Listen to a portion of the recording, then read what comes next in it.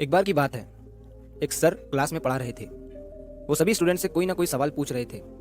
तभी उन्होंने देखा कि क्लास में एक बच्चा बहुत ही उदास बैठा हुआ था, मानो उसके साथ बहुत बुरा हुआ हो।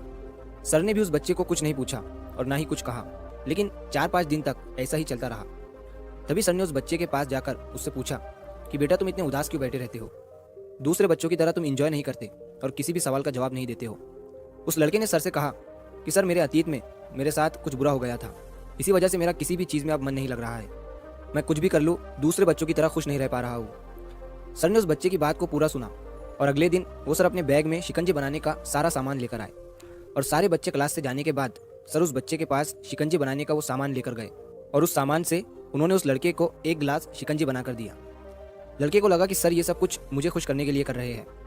सर ने लड़के की तरफ शिकंजी का गिलास बढ़ाया और उसे पीने के लिए कहा। लड़के ने जैसे ही शिकंजी का एक जिप लिया तो उसे उस शिकंजी में नमक ज़्यादा लगा।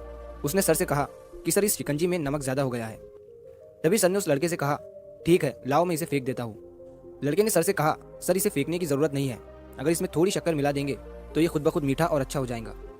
तभी सर ने उस लड़के की तरफ मुस्कुराते हुए देखा और कहा, यही सेम चीज़ मैं तुम्हें आज इस शिकंजी के जरिए समझाने आया था। हमारी ज़िंदगी भी बिल्कुल इस शिकंजी की तरह है और हमारे पास्ट में जो बुरी और दुखद चीज़ें हमारे साथ हुई है वो उस शिकंजी में मिले नमक की तरह है। जब हमारे पास्ट में कुछ बहुत बुरा हुआ हो जिसकी वजह से हमारी ज़िंदगी बिल्कुल कड़वी हो जाती है, तब हमें उसमें कुछ अच्छे पल ऐड करने की ज़रूरत होती है।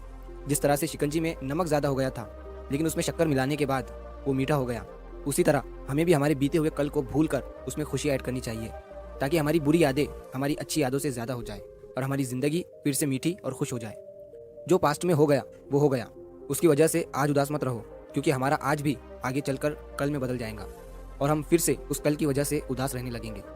इसीलिए ख़राब चीज़ों को भूलते हुए आगे बढ़ो और अपनी लाइफ में पॉजिटिव रहो और जितना हो सके अच्छा और पॉजिटिव सोचो। तो अगर आप इस कहानी को और भी लोगों तक पहुंचाना चाहते हो तो इस वीडियो को लाइक करिए, ताकि YouTube इस वीडियो को और भी लोगों तक पहुंचाए। और अगर कहानी अच्छी लगी हो तो चैनल को सब्सक्राइब ज़रूर करिए। मिलता हूँ मैं अगली बार इसी तरह की कहानी के साथ। तो सब्र करो, शुक्र करो और ज़िंदगी में आगे बढ़ो।